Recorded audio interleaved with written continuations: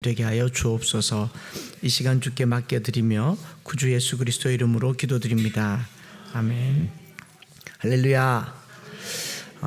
광고 드린 것처럼 이번 금요일부터 여러 강사 목사님들과 함께 이제 낮은 곳으로 임하신 주님을 묵상하게 됩니다. 사순절이라고 해서 이제 절식, 미디어 금식, 고기 금식 또는 풀로 금식하시는 분들도 있고 있는데, 제가 이렇게 생각해 보니까 금식, 예수님은 우리를 위해서 죽으셨는데 금식하고 절제하고 절식하는 건 누구에게 좋은 건가요? 다 나한테 좋은 거더라고요. 이게 맞나 싶은 생각이 들었어요. 물론 고난에 참여한다라는 의미로는 괜찮은데 조금 더 나아가 봐야겠다 싶어서 성경을 찾아보니까 이사야 58장 6절부터 7절에 내가 기뻐하는 금식은 흉악의 결박을 풀어주며 멍에의 줄을 끌어주며 압제당하는 자를 자유하게 하며 모든 멍에를 꺾는 것이 아니겠느냐. 또 줄인 자에게 내 양식을 나누어 주며 유리하는 빈민을 집에 들이며 헐벗은 자를 보면 입히며 또 내 골육을 피하여 스스로 숨지 아니하는 것이 아니겠느냐. 기뻐하는 금식이죠. 돈 빌려달라고 하는 사촌이나 가족들이 오면 전화 안 받고 그러지 마시고 이제 보이스피싱 아니면 받아야 되는 거잖아요. 그게 금식이라고 얘기합니다. 사순절 기간에 금식할 때 한 끼씩 금식하는 분들도 있고 뭐를 좀 줄이는 분들도 있는데, 제가 생각해 보니까 금식하는 만큼 드는 밥값을 흘려보내는 게 진짜 금식이겠다 싶었어요. 그냥 무작이라도 좋고 지상철에서 버스에서 지하철에서 지인에게든지 그걸 흘려보내는데, 하루 한 끼 금식하면 한 10,000원 정도 되지 않겠습니까? 집에서 먹으면 한 3분의 1 정도도 안 들겠지만 그냥 일반적으로 한 끼 식사 그러면 10,000원 정도인데 40일 동안 한 끼 금식하면 얼마예요? 적지 않더라고요. 그래서 내가 적어도 이 정도는 누군가를 위해서 선을 베풀어야겠다. 저한테 하란 말 아니고 교회에 하란 말이 아니고 여러분 주위에 이 사순절 기간 동안에 누군가는 그리스도의 사랑이 흘러가는 통로가 되면 좋겠다, 이런 생각을 해봅니다. 또 미디어 금식을 하게 되면 폰도 퍼놓고 뭐 하겠어요. 여러분 실제로 금식하면 하루가 아주 길거든요. 시간이 안 가요. 하루가 이렇게 긴지 모릅니다. 폰 안 만지면요, 폰 없이 하루를 살아보세요. 하루가 얼마나 길겠어요. 그때 성경 2배로 보기, 또는 미디어를 안 보면 또 저녁은 얼마나 길겠어요. 일찍 자고 새벽 기도 오기, 어떤 그런 형태로 주님이 기뻐하시는 일들을 하는 게 사순절이 아닌가 생각을 해봅니다. 그리고 금요일에 와서 낮은 곳으로 임하신 예수님을 깊이 만나는 시간 되기를 원합니다. 서진교 목사님 같은 경우도 간증 때, 설교 때 잠깐 듣겠지만 결핍이 있었고 아픔이 있었고, 고등학교 때 게임에 깊이 빠졌다가 프로게이머가 되어서 프로게이머로 있다가 은혜를 받고 이제 신학을 하고 목사님이 됐죠. 예수님을 만나려면 어디로 가면 좋을까 생각을 했더니, 예수님이 어디 계시겠어요? 화려한 예배당에서 큰 찬양 받고 계시겠습니까? 저기 노숙자 길거리에 병자들, 죄인들과 같이 있겠습니까? 그래서 그 예수님을 만나야겠다라고 해서 더 낮은 곳으로, 더 작은 곳으로 가신 목사님의 메시지를 듣게 될 겁니다. 주님 만나려면요, 크고 화려한 곳보다 더 낮은 곳으로, 이렇게 예수님 만난 사람들이 사는 삶의 이야기를 금요일마다 듣게 될 겁니다. 그런 메시지를 듣는 금요일이 되었으면 좋겠습니다. 이렇게 예수님 만난 사람들의 이야기 중에 한 이야기가 바로 갈라디아서입니다. 갈라디아는 바울이 어떤 학식과 지식을 쓴 이야기가 아닙니다. 예수님을 만나고 난 이후에 바울은 비포와 애프터가 너무 선명했습니다. 예수님을 경험한 바울이 쓴 편지 글이 서신서라고 한다면, 바울이 서신서에 있는 내용들을 자기가 이전에 알고 있던 지식과 학식과 성경적인 배경으로 쓴 게 아니라 예수님을 경험한 그 경험이 통과되어서 글이 된 것이 아니겠어요? 그 중에 고린도전서 13장도 들어있잖아요. 우리가 금요일날 고린도전서 13장을 묵상하면서 사랑은 오래 참고 오냐면 시기하냐면 자랑 교만, 이걸 우리가 계속 우리의 삶에 비추면 우리는 턱도 없이 부족하지 않습니까? 누가 이런 사랑하겠어요? 좌절할 수밖에 없지만 이것을 삶으로 살아내신 예수님을 만나면 그게 이런 것이구나, 바울은 알게 된 거죠. 그럼 바울인들 이걸 잘할 수 있었겠느냐? 꼭 그렇지만도 않았을 것 같아요. 그러나 예수님을 만나고 나니 예수님의 형형색색의 사랑의 색깔들을 15가지로 말할 수 있었던 거죠. 바울이 이런 걸 썼을 때 이전에는 이 사랑에 대해서 바울이 알았겠습니까? 이런 사랑인지는 몰랐을 겁니다. 뭐 바울이 이론적으로 사랑을 썼겠습니까? 아니면은 바울이 쓴 13권의 성경 전체의 배경이 가말리엘 문화생, 구약의 율법, 본인이 히브리인으로 살았던 삶의 경험이겠습니까? 아니면 그 경험은 다 내려놓고 예수를 만나는 만남이었겠습니까? 만남이죠. 갈라디아서를 대할 때 율법이 어떻고 율법적 규칙이 어떻고 바울이 이야기하는 그 의와 믿음이 어떻고를 공부를 해서는 안 되고요. 바울이 만난 예수님을 나도 만나게 해주십시오. 그게 우리가 기도하는 기도 제목 아니겠어요? 그래서 바울은 예수 그리스도로 말미암고 예수를 알면서 지식 체계가 완전히 바뀐 사람입니다. 빌립보서 3장 8절과 9절에 이렇게 말하죠.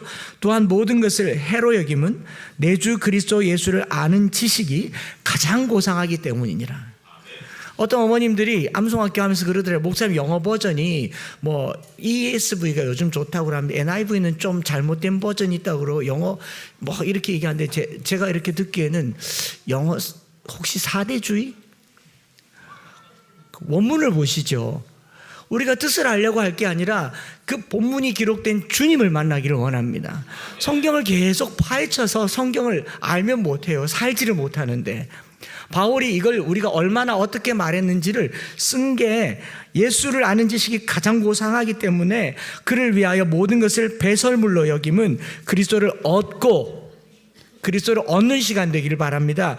그 안에서 발견되려 함이니 내가 가진 의는 율법에서 난 것이 아니라고, 자기가 배운 것은 이게 아니라고 얘기하면서 오직 그리스도를 믿음으로 말미암은 것이니 곧 믿음으로 하나님께로부터 난 의라고 얘기합니다.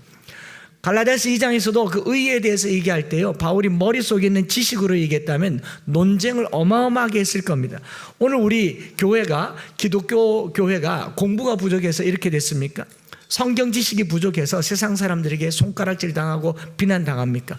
신학 박사가 부족해서 오늘 우리 교회가 설 곳이 없어졌습니까? 아니지 않습니까? 몰라서가 아닙니다. 바울만큼 알던 사람도요, 바울이 뭐라고 얘기하냐면 다 버렸다고 얘기합니다. 다 버리고 하나에 집중하고 있습니다. 그것이 뭐냐? 그리스도를 얻고 그 안에서 발견되려 함이라. 이게 신앙생활의 본질입니다. 성경 66권을 달달달 우리가 암송하니까 성경을 많이 안다, 뭐 다 암송한다, 전혀 의미가 없어요. 많은 구절들을 암송하지만 그 중에 단 한 구절이라도 거기서 주님을 만나면요, 그게 전부입니다. 신구약 성경 31,102절인데 우리가 이걸 다 암송을 해도 예수님 못 만나면 끝이잖아요.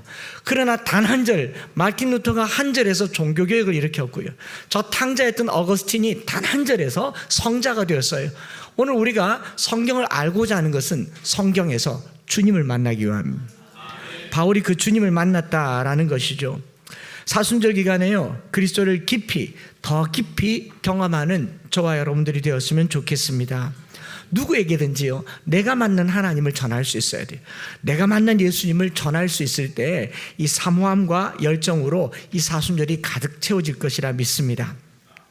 다시 갈라디아서로 이제 조금 더 들어가서 보면요, 바울은 자기가 1차, 2차, 3차 전도여행할 때, 특별히 1차 전도여행할 때 이 비시디아 안디옥 쪽을 해서 이제 갈라디아 지방을 지나갔었습니다. 그래서 자기가 사역 초기에 복음을 전했으니까 얼마나 애착이 있고 관심도 있었겠습니까? 그런데 거기서 들려오는 소식이 자기를 굉장히 불편하게 하는 내용이었어요. 두 가지였는데, 첫 번째로는 바울이 전한 복음이 틀렸다, 변질되었다. 바울은 그들 보고 다른 복음이라고 하지만 그들은 바울더러 다른 복음이라 서로 틀렸다라고 얘기를 하는 것과, 두 번째로 바울을 공격하는, 이게 좀 더 심각했어요. 바울은 사도가 아니다. 예수님이 12제자도 아니고 예수님이 부르지도 않았고 성령 세례 받을 때 그 자리도 없었고 심지어는 베드로나 야고보나 요한으로부터 어떤 편지도 추천서도 없었다. 바울의 사도성에 대한 이 불신을 조장하는 겁니다. 그러니까 바울이 틀렸으니 그가 하는 말도 틀렸다라고 얘기를 하는 거죠. 이게 바울이 이 이야기를 들었을 때 기분이 어떻겠습니까? 썩 좋지 않죠. 자기가 복음을 전했는데 아주 불편했습니다. 이 두 가지를 해결하기 위해서 기록된 글이 갈라디아서입니다. 그래서 곳곳에 바울의 사도성에 대한 자기의 목회자됨, 사도됨에 대한 정당성을 얘기하고 있는 것과 다른 복음, 그리스도를 믿는 믿음 외에 율법의 행위를 추가한 것에 대해서 그건 아니라고 말하는 거죠. 다른 복음이다라고 할 때 여러분 뭐가 달라졌을까를 두고 본다면 본질을 흔들진 않아요. 뭐가 달라졌다라는 말은 추가했거나 축소했거나, 그렇죠? 추가했거나 축소했거나 아예 다른 내용이겠지만 아예 다른 것은 다른 복음이라고 얘기하지 않고 쌓임이라고 얘기합니다. 우리 이단은 다르리 어디가 다르다고요? 끝이다. 앞에 여러분 이단들 설교 들어보세요. 은혜로워요. 오늘 들어보십시오. 은혜롭습니다. 근데 계속 가다 보면 그 끝이 벼랑이라는 거예요. 그러니까 이단을 어떻게 구별하는가? 처음 들어봤을 땐 당연히 괜찮죠. 다른 복음이에요. 복음은 복음인데 추가했거나 덧붙였거나 살짝 왜곡시켰기 때문에 그렇습니다. 그래서 바울이 거기에 대해서 진짜 복음이 무엇인지를 계속 말하고 있는 건데, 이 두 가지를 굵직하게 자기가 사도라고 하는 것에 대한 표현과 갈라디아 교인들이 당면한 다른 복음의 문제에 대해서 다루고 있는데요. 상황적으로 바울이 이 편지글을 바울 서신에서 제일 먼저 썼어요. 즉 바울이 아직 혈기가 있고 젊고 또 사에게 열정이 있을 때입니다. 그래서 6장에 보면 내가 친필로 큰 글자로 쳤다. 고대의 글은요 대부분 그 더디오와 같은 대필자가 있습니다. 말을 하고 받았어요. 말을 하고 받았으면 말이 정리가 되잖아요. 정리가 돼서 정리된 말 받아 쓰는 게 좋은데 친필로 막 썼어요. 요즘처럼 컴퓨터가 있어서 쓰고 지우고가 되는 게 아니고 쓰면 못 지우고, 종이는 비싸고 펜은 구하기 어렵고, 그러니까 바울이 급하게 펜을 들여서 막 쓰다 보니까 글이 커지는 겁니다. 누가 말하기를 바울은 눈병이 있어서 제대로 쓰지도 못했다라고 하지만 심리적으로 바울은 굉장히 급했고 상했고 그리고 뭔가 굵직하게 써야 될 필요가 있어서 썼어요. 그러다 보니까 자기의 자격과 사도로서의 자격과 주장과 갈라디아 교인들이 당면한 문제를 조금 직설적이고 강렬하고 자기 주장의 성격이 강하게 기록되어 있습니다. 그래서 부드럽고 설득적이라기보다는 일방적이고 선언적인 내용이 갈라디아서에 많습니다. 그래서 읽어보면 굳이 이런 표현을 써야 될까 하는 내용들이 많아요. 왜냐하면 사도직에 대한 공격을 받았고, 그리고 바울이 전한 복음에 대해서 축소, 왜곡, 추가 등의 소식을 들었을 때 바울이 흥분했기 때문입니다. 아무리 유순한 사람도 자꾸 헐뜯으면요 싸나워지게 돼 있습니다.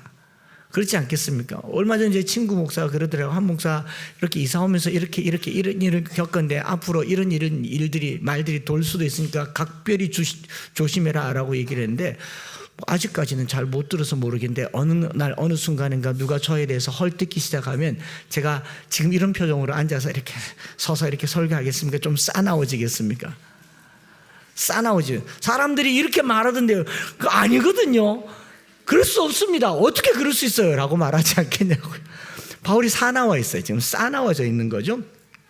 오늘 우리가 다룬 본문도 그렇습니다. 앞부분인 1절부터 14절은 바울이 다른 사도들에 대해서 신랄하게 비판하는 내용이 잡혀있고, 다른 사도들을 비판하다 보니 자기를 좀 높이는 내용도 있어요. 1절에 보면 14년 후에 다메섹에서 예수를 만난 후에 14년이 지났다라는 말은, 다르게 말하면 나도 이제 좀 믿을 만큼 믿었다, 내가 초신자가 아니다, 뭐 이런 말 아니겠어요? 그다음 2절에도 보면요, 그리고 또 뭐 바나바와 함께 디도를 데리고 날 따르는 사람도 생겼다, 내가 혼자가 아니다 라고 얘기하고, 좀 더 나가서 뭐 2절에 보면요 계시를 따라 올라갔대요. 올라가면 올라가지고 굳이 뭘 그걸 계시를 따라 올라갔다고 얘기해야 되겠습니까? 제가 만약에 우리가 이쪽으로 이사 온 것이 계시를 따라 하나님의 뜻대로 옮겼습니다, 굳이 이럴 필요 없죠. 좋았어요. 와보니까 1층이어서 딱 좋았어요. 이러면 되는데, 하나님께서 꿈에 보여주셨고 하나님께서 가라고 하셨고 환난이 너를 기다린다고 하나, 성도들이 떠날 수 있다고도 하나, 나의 부르심 무슨 동이죠? 매천동으로 오기 위해 생명을 조금 더 아까운 곳으로 여기지 않아도, 이러면 정말 욕먹지 않겠습니까? 바울이 계시를 따라 올라갔대요. 이 말에서부터 나는 나의 사도됨이 특별하다라는 것을 은근히 올리고 있는 것이죠. 그러면서 이방 가운데 복음을 전파했다라고 말하고 있고요. 이렇게 이방인들에게 복음을 전하는 자신의 사역에 대한 설명을 쭉 하고 난 다음에 바울이 만난 베드로와 야고보와 요한의 사역을 얘기할 때 평행선상에 두고 있어요. 8절에 보면 베드로는 할례자의 사도로 삼으셨고 나는 이방인의 사도로 삼으셨다. 부르심의 대상이 다르니까 베드로랑 나랑 어떻다? 동급이다. 근데 조금 더 나아갑니다. 사도로 부르심을 받았지만 사명이 다르다라고 얘기하고서는 9절로 넘어가서 보면 기둥같이 여기는 야고보와 게바와 요한도 내게 친교의 악수를 했다. 우리가 악수까지 한 사이다. 어떻습니까? 오, 이런 느낌이 안 들어요? 동급이란 말이죠.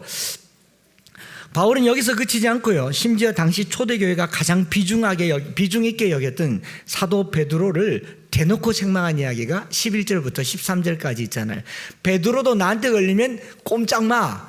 이런 분위기예요. 좀 분위기 이해되시죠? 이쯤 되면 바울이 자기를 높인 거죠. 베드로와 야고보와 요한을 깐 거죠. 14년의 신앙의 경력, 계시를 따라 움직이고 사도들과 악수도 하고 손 내밀었던 그 사도들을 내가 책망했으니 나의 사도권에 대해서는 말하지 마라. 이렇게 얘기하면 이해 설득력이 있겠습니까? 속으로는 잘났다 이러겠습니까? 잘났다 그러고 싶잖아요. 제가 여러 번 봤는데 바울이 자기 사도권을 변호하는 내용보다는 지금 억수로 화났다, 뭐 좀 겁나게 화났다 이런 느낌이 더 드는 거죠. 그렇지 않습니까? 자기를 과시하는 것 같고 다른 사도들을 무시하는 것 같았어요. 여러 번 읽다가 바울의 마음을 조금 헤아리게 됐습니다. 얼마나 상처가 깊었을까. 자기가 모든 것을 버리고 주를 따랐는데 자기를 이렇게 등지고 또 등에 칼을 꼽는 그 교인들을 보니까 마음이 아팠던 것 같아요. 오늘 우리네 교회에 좀 적용을 시켜볼게요. 저와 여러분들이 뭐 이체 이후로 제가 은퇴를 하거나 아니면 은퇴할 때쯤 되면 여러분들도 안 계시겠네요. 왜 억울하십니까? 우리 교회가 후임으로 담임 목사님을 청빙하려고 할 때에 1차 심사에서 무엇부터 보겠습니까? 자, 1번 설교, 2번 추천서, 3번 이력서, 4번 자기소개서. 제일 먼저 1차 심사에서 이력서 먼저 보겠죠. 그 사람의 학력과 경력과 이력, 그 다음에 뭐 자기소개서, 과거에 어떻게 살았는지 이런 거 보고 맨 나중에 고르고 골라서 이제 설교해 보십시오라고 얘기하잖아요. 그죠? 설교가 제일 중요하다고 여기지만 설교는 맨 나중에 듣죠. 그리고 이력서에서 이미 설교는 할 자격이 다 떨어집니다. 학력이 좀 떨어지거나 경력이 좀 떨어지면 이미 이력서에서 다 끝내. 떨어뜨린 그분 중에 얼마나 위대한 설교자가 될 가능성이 있는 사람이 있을까요, 없을까요? 그런 목사님들은 서류 접수에서 이미 탈락하는 겁니다. 그렇죠? 신앙 간증이나 자기소개서는 뭐 올라가지도 않아요. 오늘 우리가 성도들이 여러분들이 교회를 정할 때, 여러분들이 엠마오교회 올 때 다행히 여기 계신 분 대부분 제가 어교초에서 들어보니까 말씀이 갈급해서 말씀을 듣고 싶어서 말씀을 사모해서 온 성도들인 줄 믿습니다. 그런데 대부분의 경우 교회에 출석할 교회를 찾을 때 뭐부터 봅니까? 교단, 교파, 목사님의 학력, 요즘은 인물도 좀 보는가 봅니다. 그걸 보지 말씀은 나중에 확인하잖아요. 소문에 말씀 좋다 그래도 제일 먼저는 그게 무슨 교단이고 그 목사님 어디 나왔노 이거부터 보잖아요. 바울이 자기가 이런 공격을 계속 받았다는 거예요. 그래서 우리 교회도 그런가? 잠깐만요. 네, 없네. 다행입니다. 주보에 보면 뭐 아무개 교회는 대한예수교 장로의 합동교단으로 옥하는 목사님이 설립한 사랑의 교회와 같은 교단에 있는 건강한 교회입니다. 이렇게 시작합니다. 왜요? 워낙 이상한 교회가 많고 성도들이 그 교회를 볼 때 그 교회의 히스토리를 이런 어떤 라인, 계보로 우리 교회는 뭐 온누리교회 하영조 목사님, 우리 교회는 조영규 목사님 순복음교단 이걸 계속 나타낼 수밖에 없는 거잖아요. 워낙 이상한 교회가 많으니까 그렇죠. 그런데 제가 만약에 여기서 좀 더 나가서 제가 존경하니까 이분 목사님 너무 존경하니까 좀 빌려서 쓸게요. 천국 가셨으니까. 제가 옥하는 목사님이랑 악수도 한 사이입니다. 어깨 동무하고 사진도 찍었습니다. 다르죠. 더 나가요. 옥하는 목사님 잘못했을 때 내가 뭐라 했어요. 바울이 이런 분위기라고요. 자꾸 공격을 받으니까 오늘날 교회도 하도 이상하니까 자기를 자꾸 나는 뭐 어디 신학교를 나왔고 우리 한국교회가 무슨 뭐 이 동네 신학교 때문에 안 되고 뭐 학력이 어떻고 저떻고 다 필요 없습니다. 그가 예수님을 온전히 만났느냐가 중요하죠. 근데 바울이 지금 이렇게 계속 얘기하는 걸 볼 때에 초기잖아요. 초기. 바울이 가는 곳마다 공격을 받으니까 지가 뭔데? 도대체 사도라도 돼? 알면 얼마나 안다고. 오순절날 마가의 다락방 때 없었잖아. 사도들이 추천서도 쓰지 않았잖아. 너 뭐야? 바울 말을 들을 필요 없어. 이렇게 해서 자기를 계속 어필한 내용이 1절부터 14절인데 요거는 초기의 바울의 글이에요. 좀 더 성숙했을 때 바울은 뭐라고 말하는지를 한번 들어봤으면 좋겠습니다.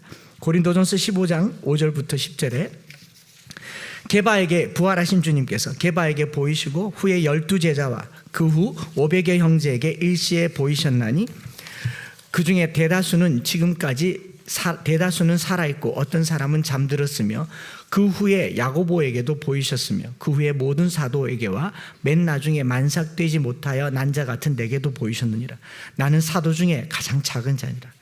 나는 사도 중에 가장 작은 자니라. 하나님의 교회에 박해하였으므로 사도라 칭함받기를 감당치 못할지니라.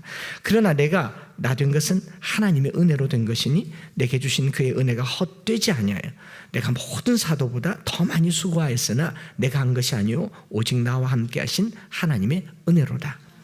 이게 사도 바울의 비포와 애프터입니다. 여러분 갈라디아서를 보면서 바울의 애프터를 볼 수 있으면 좋겠어요. 오늘 내 안에 뭔가 펄펄 끓는 자기 의가 있으면요, 내가 주님을 통과해서 이렇게 고백할 때까지 나의 나 된 것은 오로지 주의 은혜로 된 것이다. 사도 중에 가장 작은 자다.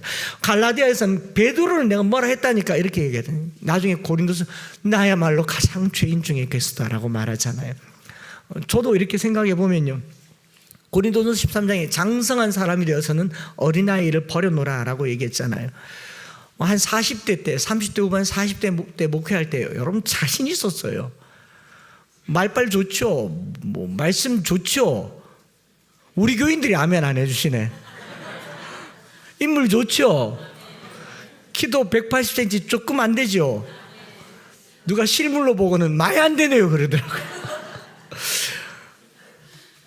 뭘 하는데 그렇게 자신 있었어요. 젊은 목사님들이나 동기 목사님들이나 누가 오면요, 엠마오교는 이런 교회입니다라고 정말 자랑했었는데요, 여기 이사 오면서 시즌2 시작하면서 시즌1까지 제 모습을 보니 딱 바울 같더라고요.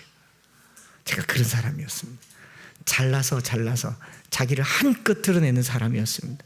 여기 오면서 느낀 건요, 내가 하면 아무것도 안 되고 하나님이 하셔야 된다는 것을 알았어요. 하나님이 하시는 게 목회라는 걸 알았어요. 우리의 삶 속에서도요, 비포와 애프터가 있었으면 좋겠습니다. 펄펄 혈기가 있던 저 자신도 이제 뭐 곧 더 죽겠죠. 집사람한테도 죽는데 더 죽어지겠죠. 사도 바울처럼 맨 나중에 난 자보다 더 낮은 자, 만삭되지 못하여 난 자 같은 내게도 주님이 은혜를 베푸셨다, 이것을 고백하는 저와 여러분들 되시기를 축복합니다. 이게 바울의 비포와 애프터라고 그렇게 묵상을 해봤어요. 그렇게 한 다음에 14절부터 21절에 복음의 진리에 대해서 굵직하게 전하고 있습니다. 사람이 의롭게 되는 것, 하나님으로부터 의롭다함을 얻는 것이 율법의 행위가 아니라 그리스도를 믿는 믿음이라고 말하면서요, 바울의 율법의 행위는 주로 할례와 관계된 것을 얘기를 해요. 2장, 3장, 4장, 5장까지 율법의 행위를 통칭해서 할례와 관계된 것이라고 얘기를 하는데, 갈라디아서 전체에 다루고 있는 부분인데요. 그리고 5장에 가서 할례를 받는 각 사람에게 내가 다시 증언하노니 너희가 율법 안에서 의롭다함을 얻으려 한 너희는 그리스도에서 끊어지고 은혜에서 떨어진 자도. 아주 강력하게 얘기해요. 할례 다 필요 없다, 스스로 베어버리기를 원하노라, 이렇게까지 강력하게 얘기를 하지만 조금 더 들여다보면요, 의롭게 되는 것이 갈라디아서 2장 16절에 사람이 의롭게 되는 것은 율법의 행위로 말미암음이 아니요 오직 예수 그리스도를 믿음으로 말미암은 줄 알므로 우리도 그리스도 예수를 믿나니 이는 우리가 율법의 행위로서가 아니고 그리스도를 믿음으로써 의롭다함을 얻으려 함이라. 율법의 행위로서는 의롭다함을 얻을 육체가 없느니라. 율법의 행위로 의롭다함을 얻을 육체가 없다라는 것을 바울이 얘기하는데 마치 신선한 얘기처럼 우리는 받아들이지만 사실 아니에요. 바울이 율법의 행위로가 아니라 믿음으로 구원 얻는다라는 이 말은 바로 앞절에 베드로 이야기도 나오고 야고보 이야기도 나왔지만 예루살렘 공회에서 이미 결정한 내용입니다. 바울의 이야기도 아니고 그 당시 공동체들이 다 율법의 행위로가 아니라 은혜로 구원받는다는 것을 얘기를 했어요. 사도행전을 거슬러 가서 보면요, 예루살렘에서 사도행전 15장에 이방인들에게 할례를 행하는 문제에 대해서 사도들이 결의한 내용입니다. 15장 1절, 어떤 사람들이 유대로부터 내려와서 형제들을 가르치되 너희가 모세의 법대로 할례를 받지 아니하면 능히 구원을 받지 못하리라 하니, 갈라디아가 당면한 것과 똑같은 이야기를 또 듣는 겁니다. 15장 5절에 바리새파 중에 어떤 믿는 사람들이 일어나 말하되 이방인에게 할례를 행하고 모세의 율법을 지키라 명하는 것이 마땅하다라고 얘기를 합니다. 그래서 계속 논쟁을 합니다. 바리새파 사람들이 예수를 믿는 믿음이 아니라 할례도 받아야 된다, 이방인들도 할례 받아야 된다라고 주장을 했더니 예루살렘 공회에서 가장 공신력 있는 초대 공회에서 이렇게 결론을 내립니다. 누가? 베드로가요. 베드로가 15장 9절 사도행전에 이렇게 말합니다. 믿음으로 그들의 마음을 깨끗이 하사, 믿음으로 그들의 마음을 깨끗이 하사 그들이나 우리나 차별하지 아니하셨느니라. 그런데 지금 너희가 어찌하여 하나님을 시험하여 우리 조상과 우리도 능히 매지 못하던 멍에를 제자들의 목에 두려느냐. 그러나 우리는 그들이 우리와 동일하게 주 예수의 은혜로 구원받는 줄 믿노라 하니라. 은혜로 구원받는다. 바울의 이야기가 아니라 초대교회 다 공의 공동체로서 얘기하고 있는. 그래서 바울도 똑같은 말을 쓰는 겁니다. 그래서 제가 굳이 그럼 이렇게 할 것도 없네, 예루살렘 공회의 내용만 설명해 줘도 되잖아요. 시기가 다르다고 해도 갈라디아서를 썼을 때는 이미 예루살렘 공회가 결정되었으니까 베드로도 이런 말했고 예루살렘 교회도 이런 말했다라고 하는데, 바울이 할례를 받을 필요가 없다라는데, 율법의 행위를 지킬 필요가 없다라는데 방점을 둔 게 아니라는 것을 그 뒤로 계속 가보면 알게 됩니다. 그래서 바로 복음에 관련된 이야기죠. 본문을 쭉 읽어보니까 할례, 율법의 행위로 구원받는다고 하는 유대인들에게 강력하게 반발하는 이유는요, 다른 데 있더라고요.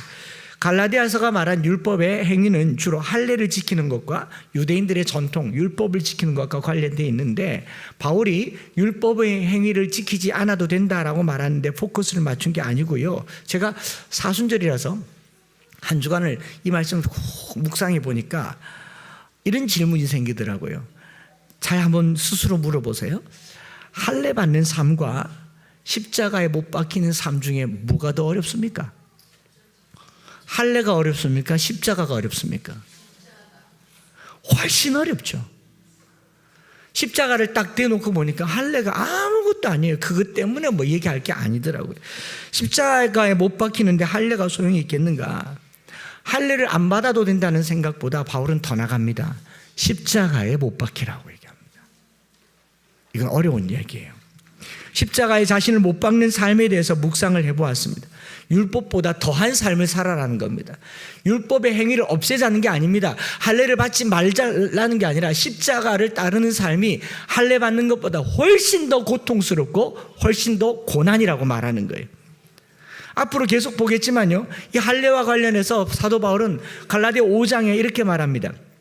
온 율법은 내 이웃 사랑하기를 내 자신과 같이 하라신 한 말씀에서 온 율법이 이웃 사랑하기를 자신과 같이 하라신 한 말씀에서 이루어졌다라고 말하는데, 그 앞절에 보면요, 13절에 형제들아 너희가 자유를 위하여 부르심을 입었으니 그러나 그 자유로 육체의 기회를 삼지 말고 오직 사랑으로 서로 종노릇하라. 자, 또 물어볼게요. 할례가 쉽겠습니까? 원수 같은 이웃을 사랑하는 것이 쉽겠습니까? 차라리 할례를 받죠. 차라리 할례를 받죠. 내가 저 원수 같은 이웃을 어떻게 사랑해요? 안 보고 사는 것도 지금 많이 참는 건데, 전화번호 차단하는 것만으로 내가 많이 참는 건데 어떻게 다가가서 온유함을 베풀겠냐고요. 이제 다시 더 물어볼게요. 할례를 받고 율법을 지키는 게 쉽습니까? 십자가 지는 삶을 사는 게 쉽습니까? 이 사순절 기간에요, 율법의 행위를 무용한 것으로 만들지 말고 율법보다 더 강력한 십자가를 지는 삶을 하지 마시기를 축복합니다. 예수님은 이 십자가 때문에 하늘 보좌를 버리고 우리에게 다가오셨어요. 그리고 십자가에 못 박히시기까지 하셨습니다.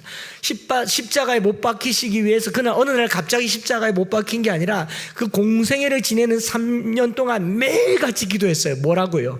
할 수만 있다면 이거 안 하게 해달라고. 어떻게 내가 지은 나의 피조물들에게, 어떻게 내가 죄를 정함을 받고, 어떻게 내가 저들에게 이 잔을 내가 안 하게 해달라고. 결국은요, 뭐라고 하십니까? 내 뜻대로 마시고 아버지 뜻대로. 이게 십자가를 지는 삶이에요. 자신이 만든 인간들이 자신을 그렇게 배역하고 배신하고 다른 신을 섬기고 죄 가운데 있는데 뭐 잘했다고 그를 용서하겠다고 십자가를 지셨습니까?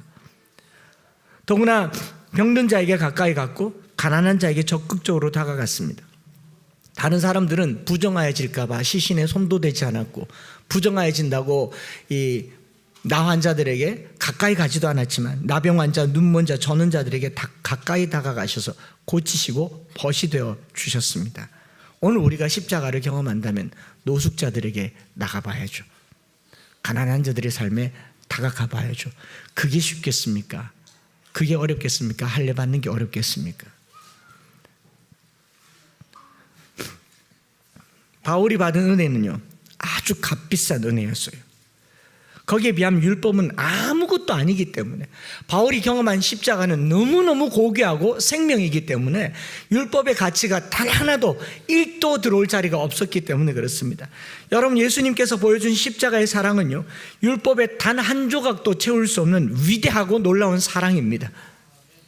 그것을 배우려고 하는 사람들이 율법 조항 하나 때문에 전전긍긍하지 마라. 그 아무 의미가 없다라는 거예요. 다르게 말하면요, 생사를 걸고 그리스도를 따르라.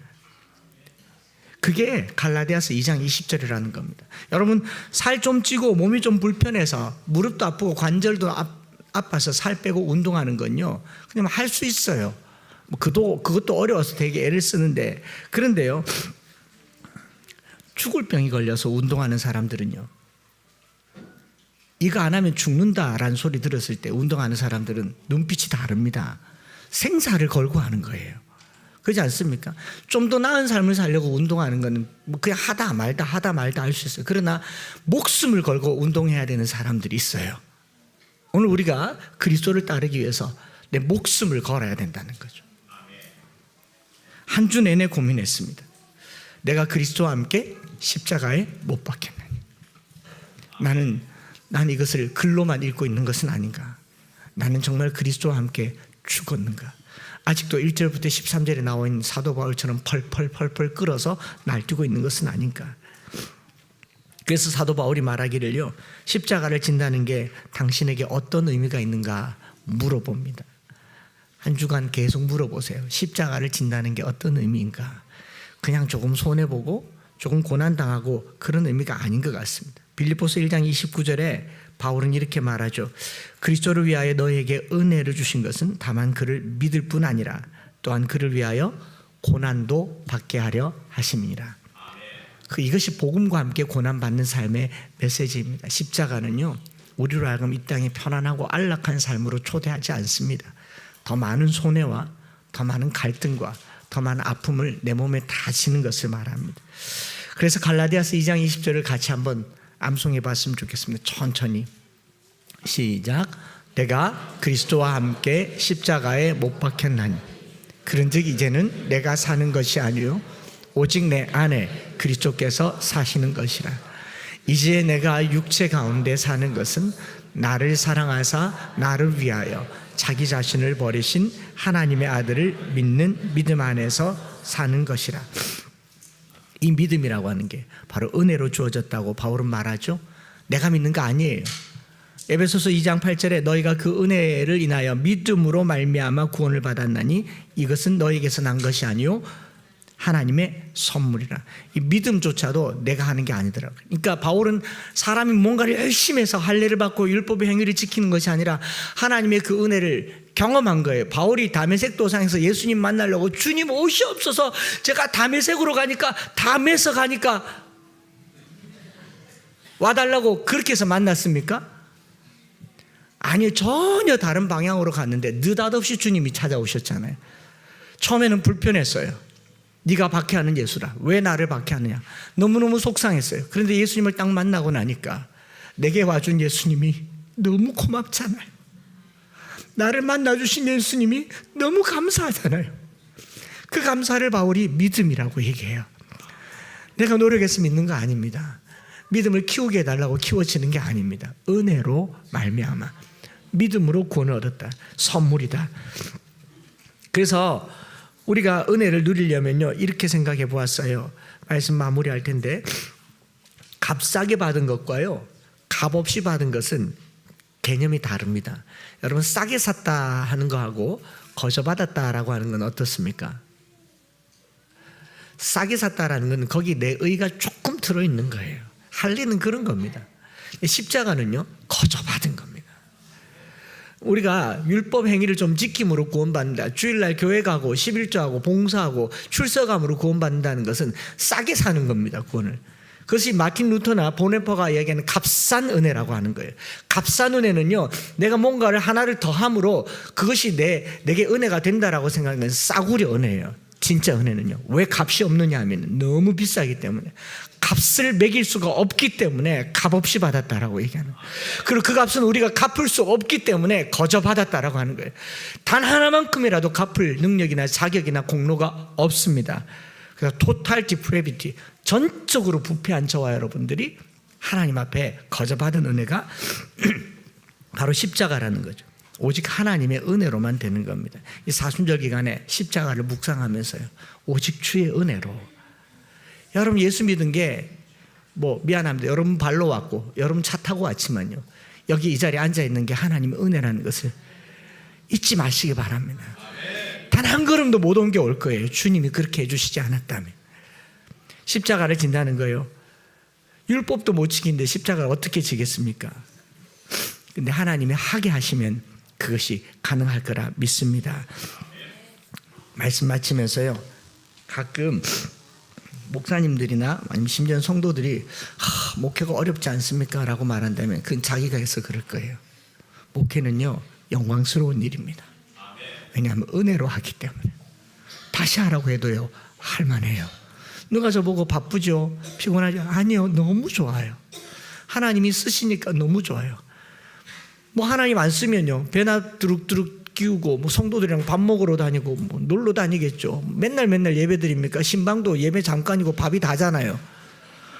제발 좀 먹이지 좀 마세요. 오늘 예배 드렸으니 우리 금식합시다. 밥값 들고 노숙자에게 갑시다. 할렐루야. 그랬으면 좋겠어요. 그럴 게 아니라 그거 할 시간도 없이 왔다 갔다 하지만 복음을 위해서 사는 거예요. 이거 괜찮아요. 전혀 고생이라고 여겨지지 않았어요. 그럼 제 아내는 고생이라고 여겼냐? 하나도 고생으로 안 여긴 줄. 누가 저보고 그러더라. 목사님 고생하는 거 보고 싶지 않아서 여기 이사 오. 천만에요. 흥분 안 하고 말씀할게요. 저는 영광스럽습니다. 영광을 받기 위하여 고난도 함께 받아야 할지니라. 현재의 고난은 장차 우리에게 나타날 영광과 비교할 수 없도다. 그렇기 때문에요, 하나님의 특별한 은혜를 누리길 원하면요, 이제 기도하세요. 하나님 은혜를 더해달라고. 그 은혜를 인하여 믿음으로 구원을 얻었으니 우리가 필요할 것은요, 은혜를 주세요. 은혜를 주세요. 그래서 금요일마다 주여 주여 하는 겁니다. 저요가 아니에요. 누가 잘 못 알아들을까 봐 주여라고 부르짖는 건요, 우리에게 은혜를 더해 주십시오. 우리 긍휼히 여겨 주십시오. 우리가 살아가는 것이 그 은혜라는 것을 잊지 말게 해 주십시오. 이 한 주간 동안 복음과 함께 고난받는 삶이 어떤 것인지, 율법의 행위로가 아니라 십자가를 지는 삶을 살게 해달라고, 십자가를 따라 사는 삶을 살게 해달라고 우리 찬양을 드리면서요, 나를 지으신 이가 하나님이시죠. 나를 부르신 이도 하나님이십니다. 여러분 부모님 뱃속에서 제발로 났습니까?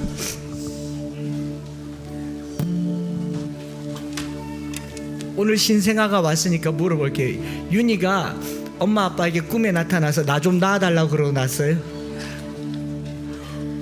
윤희에겐 선택권이 없어요. 윤희가 이 땅에 태어난 것은 오로지 부모의 은혜입니다. 그렇지 않습니까? 마찬가지로 저와 여러분들이 구원받았다라고 하는 것, 우리의 선택권이 하나도 없어요.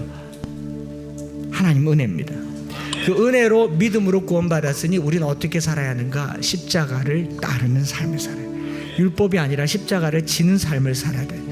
그래서 나를 부르시니가 하나님, 나를 보내시니도 하나님, 나의 나된 것은 하나님의 은혜입니다. 그 십자가 품게 하시니 나의 나된 것은 다 하나님의 은혜라. 우리 찬양 드리면서요, 한 주간의 삶을 주께 맡겨드리고 같이 기도하면 좋겠습니다.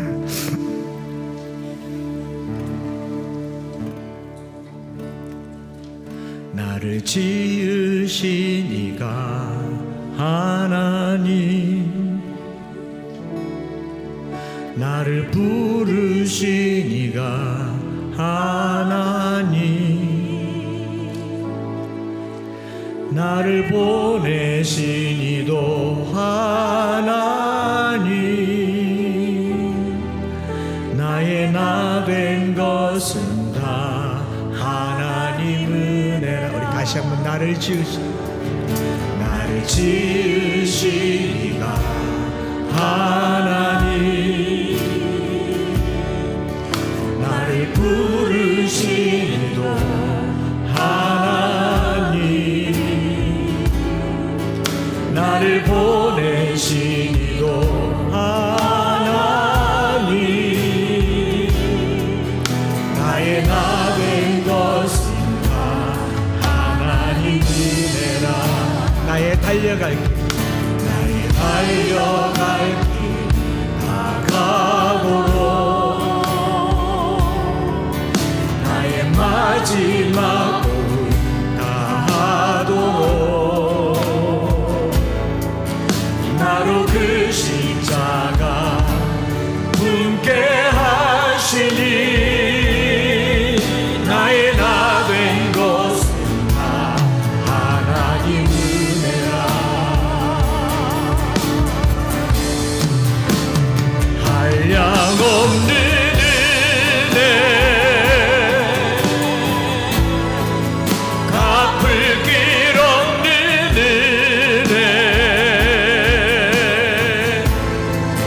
내 삶을 애워사는 하나님의 은혜.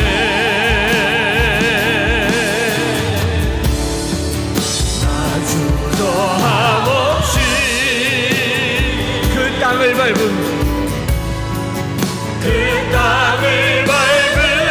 도 나를 붙드신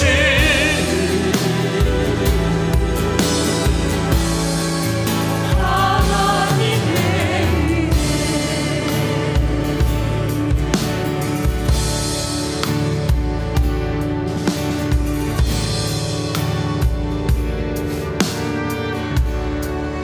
오늘 우리 그 은혜를 생각하면서 말씀을 한번 다시 새겨보셨으면 좋겠습니다.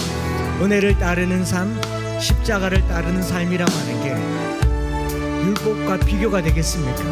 단 하나도 우리의 공로가 아니라 주님의 은혜가 우리 가운데 있다는 것을 기억하면서요, 이 한 주간 달려갈 길 다가도록 고백하십시다. 나의 달려갈 길 다가도록, 나의 마지막 다하도록, 나로 그 십자가 품게 하시니, 나의 나 된 것은 다 하나님 은혜라. 한량없는 은혜, 한량없는 은혜, 갚을 길 없는 은혜, 내 삶을 애워싸는 하나님의 은혜, 하나님의 은혜. 나 주저함 없이, 주저함 없이 그 땅을 밟은 도 나를 붙드시는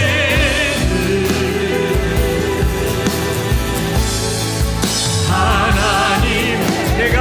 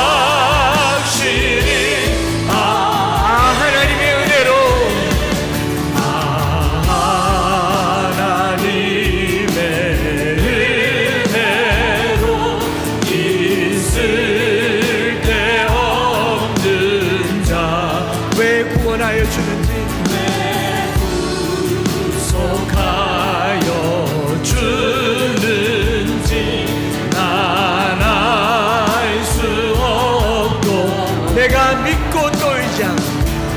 내가 믿고 또 의지함을 내 모든 형편 아시는 주 보호해 주실 것을 해 주실 것을 나는 확신히 두 손 높이 들고 내가 믿고 또 의지함을 믿고 또 의지함을 내 모든 형편 아시는 주님 보호해 주실 것을 나는 확실히 아네. 우리 시간에 한번 합심해서 기도하기를 원하는 것은 십자가를 따르는 삶, 비교할 수 없을 만큼 율법적 행위보다 훨씬 고결하고 깊고 가치가 있습니다. 그러나 죽을 만큼 어렵고요, 고통스럽습니다. 내가 할 수 없으니 하나님 은혜를 다하여 주시옵소서. 나는 단 하나도 참을 수가 없습니다. 이웃도 사랑할 수가 없습니다. 하나님 이것을 실천할 수 있도록 나에게 은혜를 다하여 달라고 주여 부르짖고 기도하겠습니다. 주여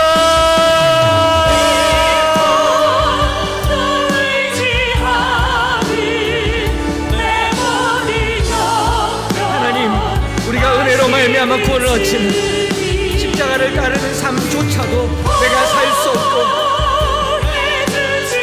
거기 죽어야 하며 십자가 앞에 내 삶을 내려놓고자 했고요. 하나님 은혜를 다하여 주시옵소서. 은혜를 다하여 주시옵소서. 하나님 주님만 의지합니다.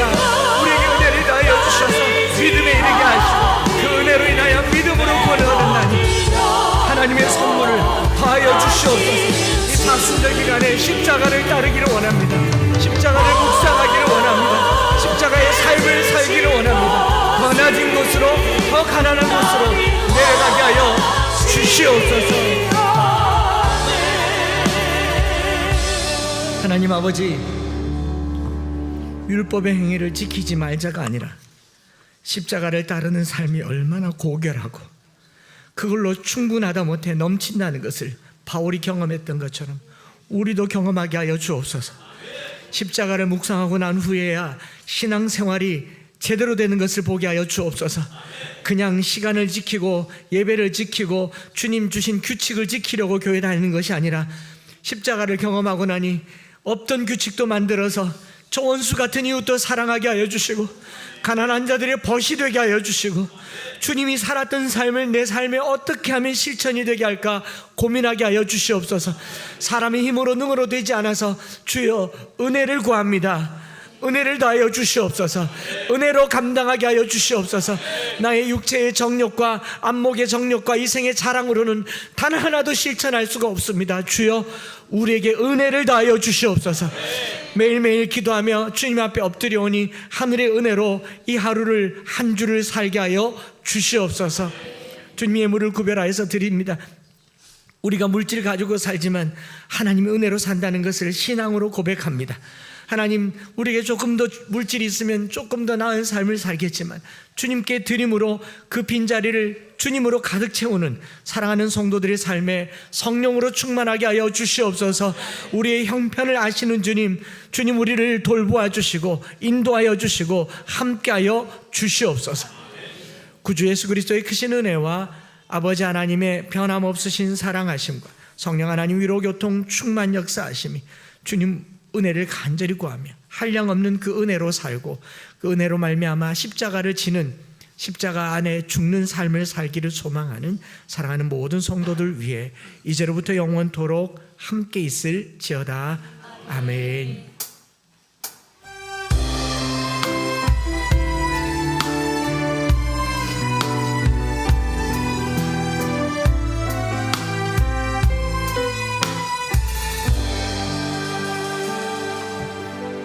할렐루야. 앞뒤장으로 인사하십시다. 잘 오셨습니다. 네, 식사하시고 교제하시면서 이렇게 돌아가시면 되겠습니다. 오후에 뵙겠습니다.